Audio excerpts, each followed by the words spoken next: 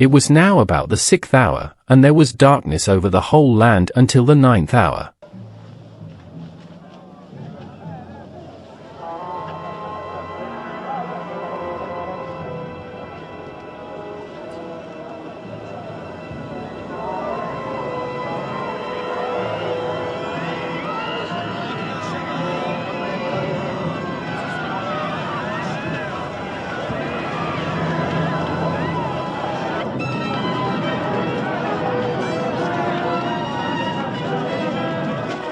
While the sun's light failed, and the curtain of the temple was torn in two.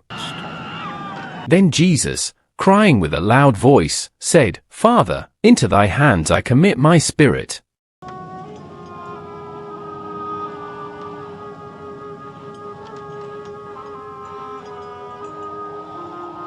Avi,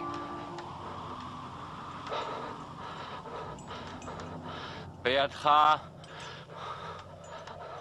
afkid